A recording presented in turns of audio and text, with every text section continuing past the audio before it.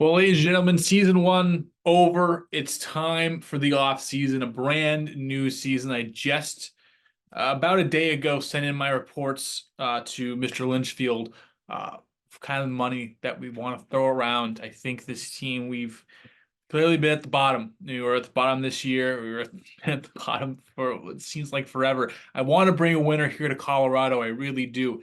And after talking with some agents, seeing what's going on, we're going to have a decent free agent class, especially for two positions of need: corner outfield, first base. Pete Alonso most likely didn't.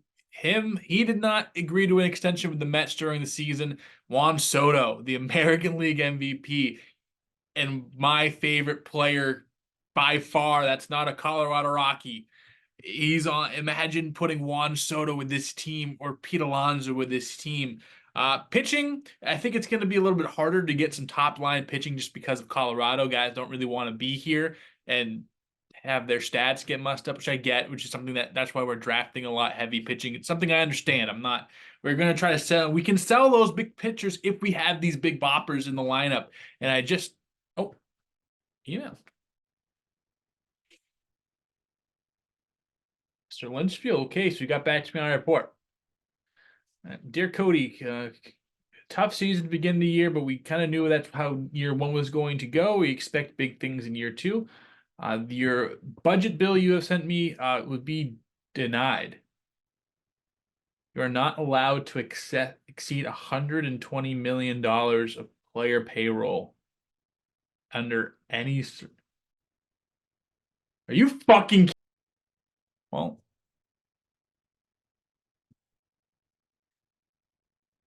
there go those dreams. $120 million is where we have to be. Under no circumstances.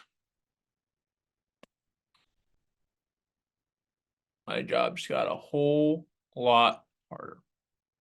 Well, now, right before we get into free agency, let's talk playoffs. So let's just recap what went on in between now and the end of the season. This is kind of how our off season went. And again, we're going to start first with the playoffs. As you can see on the left side of your screen, American League, Seattle beat Minnesota, Texas beat Tampa Bay, and then Baltimore beat Seattle. Texas, a wild card team, they are going to get back to the American League Championship Series. We helped them out. We gave them a reliever of ours. On the other side, Cincinnati lost to Chicago, and Arizona beat Atlanta, so one of our own beating one of the top teams as Philadelphia ended up winning that race for the National League East. Arizona lost to Philadelphia, and Chicago beat the Dodgers, so the two top teams all season out before we even get far into this playoffs. Game 7 between Baltimore and Texas just proving why they are the best team in the league. 15 runs to the first 4 innings, and Baltimore is going to go out sad with this one, as Texas going back to World Series, and they'll be facing Philadelphia here in Game 7. All the way, these teams kind of went back and forth. Corey Seager trying to get the final out. He can't. That's going to be an error on him. And it's going to, you see right here, Nick Castellanos is going to get on virtue of that error. Good for him. Usually bad things happen when he's at the plate, and for Texas, that's a bad thing that happened. Alec Bohm, the last hope, flies out to center field. Leody Taveras is there, and the Texas Rangers are at the top of the league yet again for the second straight year as they pile out of the dugout. And again, Texas is going to be jumping for joy with another World Series ring. This makes guys like Corey Seager, Marcus Semien, these guys are climbing up the all-time ranks, and this is something I want to get our Rockies team to. I need it. I have to watch our guys celebrate. I have to watch our fans go crazy. I need it more than I need air, than I need breath, than I need anything. This is what the game's about. This is why we play. This is the team I'm trying to build. A team like Texas, who went out and got guys, even though they had a bad year the year before they won their first World Series. They went out and added They got Marcus Semien. Then they went out and got Corey Seager. They got Evaldi. They got DeGrom. They went out and made trades for the right now. Scherzer.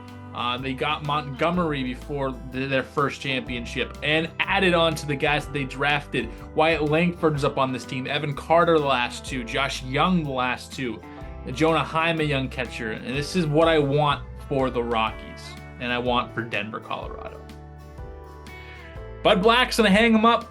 We appreciate what he's done for this team the last few years. Notable retirements, Carlos Carrasco battled through cancer, beat that. Lance Lynn also is going to call it a career. Jackie Bradley Jr., someone near and dear to my heart as a Red Sox fan growing up. Love Jackie and happy that he is going out on his own terms. Mad Bum, Madison Bumgarner, one of the best postseason, one of the best clutch pitchers that I've got a chance to see. He finishes his career after being dumped by the Diamondbacks last season. Johnny Cueto, another one of those guys who might go down as very underrated in his time. A 3.50 ERA for him. And Zach Greinke, he is going to call it a career and the only guy from this retiring class to make the Hall of Fame. Congratulations to Zach Greinke on a well-deserved Hall of Fame nod. We didn't offer any of our three guys who were up. Jacob Stallings, Daniel Bard weren't coming back. Charlie Blackmon, me and him had a discussion. He's not officially retiring right now, but he said most likely he's going to hang him up. So he's going to keep his name out. We're not going to offer him a contract, but Charlie Blackmon's going to ride into the night sky. Making an offer here for William Chung to be our manager. We'll let you know if he accepts that or if he doesn't. Again, we're going to give him 4 years, about $21 million, see if he wants to be the guy. Our roster as of right now, as you see now, we have our guys in the organization that we drafted. Pitching, Dollander's going to be up. Other than that, we're going to make some moves. We have Sensatella, we have Marquez back. I think we got better in that front just by it being another year, which is nice. We have the depth guys that we talked about last year. We have Hardesty, Rose, and Bobby White, our big three pitching prospects, who we are going to be definitely trying to develop as good as we possibly can. We're going to be trying to go for some relievers. These are guys that if they have a good year, we can sell them off. And if they don't have a good year, then it's going to be 1-year contracts, and we're not going to go too heavy there. In the infield, Amador, Rogers for this year, Tovar, they're going to be our middle infielders in that rotation, especially Tovar and Amador. Those are the guys that we are going to be building around. With the corner infield positions, it's going to be McMahon for the moment being. We might look to upgrade there. I'm not 100% sold in him being our guy. I'm not sold on Tolia being a guy at first base either. Third base, Nolan Jones is there. We're going to try to lock him up this offseason. That's priority number 1. And he is going to be the hot corner guy for hopefully years to come. In the outfield, Brenton Doyle, center field. Montgomery, he's our top prospect there. Coming up, he could probably be a bench outfielder at some point. And you have the corner guys. You have Beck, you have Fernandez, you have Veen. Those guys are going to be working out. I'd like to bring one more guy into the mix, but that's kind of how I view this roster. Right now, other than our pitching, and Amador and all those other guys are already up, we really need to start over in our position players. We don't have many prospects there in the position, so it's going to be interesting to see how these guys develop, but I'm excited, and I'm excited to add some more fuel to this fire that I hope Colorado is going to be starting in a good way this season. Ladies and gentlemen, we got him. Nolan Jones is going to accept a contract extension to stay in Colorado for the next 6 years. We talked about it on the podcast with Denver Davis. We wanted him to stay long term, and he's a guy we got done $13 million a year for the next 6 years. Also, here are some guys that we offered arbitration deals to, or try to get off of arbitration deals. Most of the part, the usual guys, the minor league guys we signed. I'm not going to show too much of those, but here are the guys that we went after. Alex Cobb is going to be our first guy that we're going to try to take a crack at. Came off of injury, did okay with San Francisco. We might be able to build him back up. Matt Moore, a guy we're looking for, lefty in the bullpen. He had a great year with Los Angeles, so we're going to give him 2 years, try to see if we can get some extra value from a playoff contender Shelby Miller, a guy we are going to try to sign as well. And I alluded to that earlier, that Shelby Miller is a guy we were looking at. One of the top pitchers a few years ago, and hasn't really quite found that stride. Joe Kelly Fight Club stand up, getting him for the culture, got some toughness. James McCann, a guy we're going to offer a contract to, with our backup catchers being non-existent. I think he'd be a great mentor to Drew Romo. Josh Bell is going to try to help our first base situation. We're going to offer him 1 year, $4 million, see if he can rake in Colorado. Tyler O'Neill, we're going to give him a similar deal to try to patrol the outfield and compete with our guys. Blake Snell, a big move going to Kansas City, as some of these bigger moves are going to start coming in. We unfortunately weren't in the mix for a lot.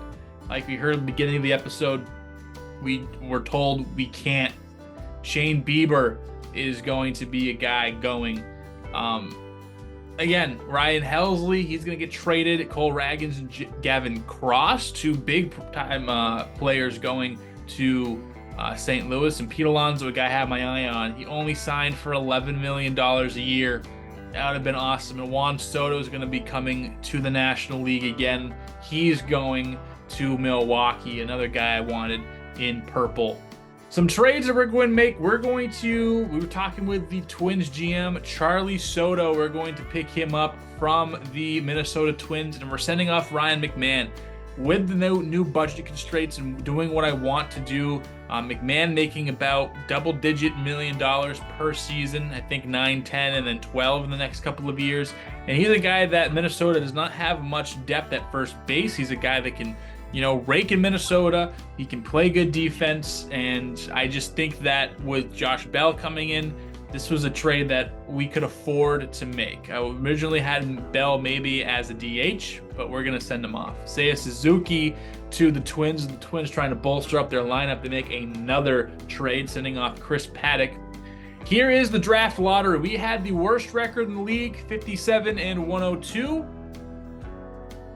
And we had the number one odds. And where are we going to be selecting? It is going to be number 2. San Francisco jumped us. So not only do we drop a spot, we don't get the number 1 pick, but a division rival gets the number 1 overall pick. So it is what it is. We'll have to deal with it. Another trade. We're sending Cal Quantrill back to Cleveland. We're getting Ralphie Velasquez some catching depth. They needed another starter to kind of go for that wide open division. They just saw that Minnesota was making some moves. They needed a pitcher that wasn't going to cost them a bunch because it's Cleveland. We're going to get Ralphie Velasquez. I think they're number 7 or so prospect, so maybe a high price, but they're doing that because they already have Bo Naylor as the backstop of the future, a young catcher who's going to be there for a while, and they need some pitching to combat that division that just got a lot stronger offensively. I think that's a good move for us, a good move for them. We're making another trade. Ryan Weathers is going to come to Colorado. We're sending Luis Montero to the Marlins, one of the prized picks in the Nolan Arenado trade. He just never figured it out with us, and I'm not going to sit around and wait for him to. Weathers is going to come over to us. They have a lot of bullpen help as it is, and a guy that kind of struggled and needs some more time to develop. He can definitely do that with us. They're getting Luis Montero, a guy that at first base they're incredibly weak, and they were looking for that in the off season, and a guy that if his stick can happen, I think he can still be a good player. But again, I think we have some other guys we'd rather try. Tolia, I think, has a higher ceiling than him, so I'd rather give him at bats, and Montero just wasn't hitting for us. A reclamation project for the Fish. In the Rule 5 draft, we're going to make 1 pick. It's Chris Bubich coming over from Kansas City, and that was after a couple of picks as well. We were the only 1 round of the Rule 5 draft, so just adding another guy to go into our rotation. Clay Holmes is going to be a Los Angeles Angel, as we are just giving you the highlights. Nolan Arenado getting traded from the Royals, as the Royals have posted a couple of good. This American League Central, they're really going at it. The Royals, now Matt McClain is going to the Tigers. So all the American League Central teams are trying to get better, and there's a lot of big moves going on. That's the end of our offseason. Here is who is going to be on our 40-man roster, who is trying to make the team. Again, it's going to be a battle between Rogers, Amador, and Tovar. With Tovar having the year he had, Amador is going to be getting the first looks there. DH spot, who wants it? A corner outfield spot, who wants it? First base, who wants it? Those are our big battles right now. We have a couple of guys thrown in there that are going to be battling for those opportunities, but we're going to make it fair. We're going to make it even. In the rotation, again, we have a few guys looking to pick rotation spots. This isn't by any means the final. These are kind of just the guys coming into camp. We haven't really set our rotations or lineups yet. These are just a screen to show you who's there. But year 2 is coming up soon. We have a lot of players that are vying for your love, my love, the love of everybody here in Colorado. I appreciate you guys sticking around. I appreciate you guys being understanding, hopefully, of our situation. We're going to be winning baseball games in the not too distant future. I can guarantee you that. Either way, it's going to be spring training pretty soon. We're going to have position battles in season 2 starting up faster than you know it. We'll see you next time here with the Colorado Rockies.